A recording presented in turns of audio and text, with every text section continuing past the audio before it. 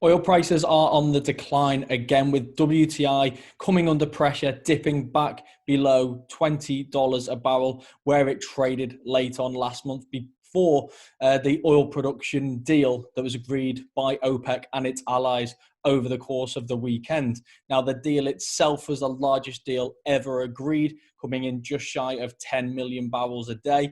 It didn't include direct US participation, but I think on the part of the US, it seems the view is that their production is going to fall naturally in line with the market due to price pressures.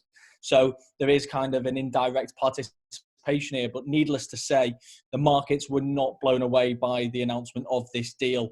And the bounce that we saw in oil prices has proven to be short-lived. Now, with WTI back below $20 a barrel, pressure is going to remain on these oil producers to firstly deliver on these production cuts, but also to see production cuts from those not directly involved in the deal itself.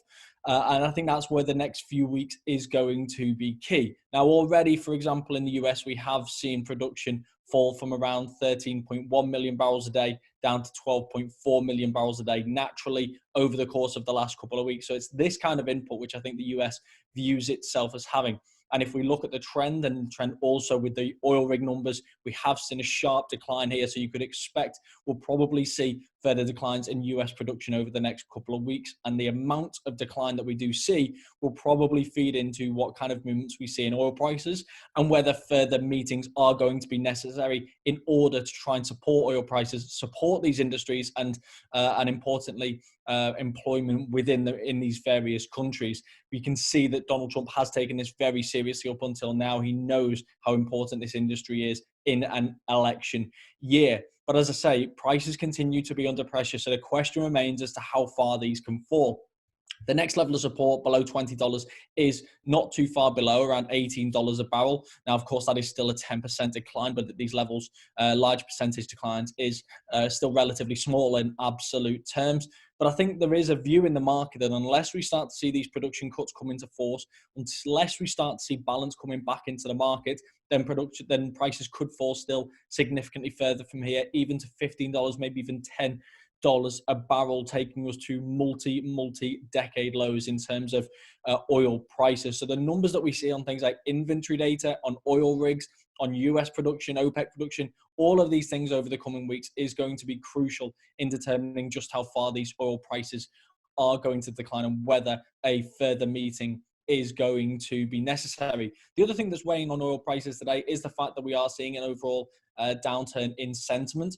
The IMF warning yesterday that we could be in for the greatest recession in almost a century since the global financial crisis.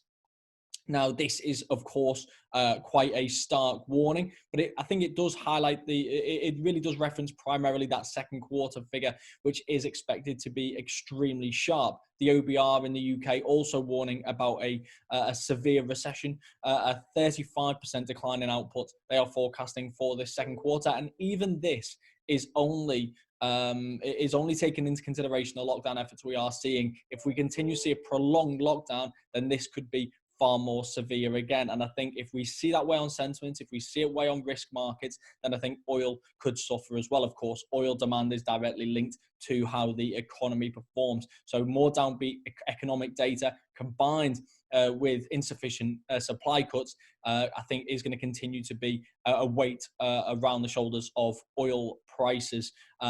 Even now, we are seeing that the supply cuts are nowhere near what people believe the demand destruction has been already from the coronavirus crisis.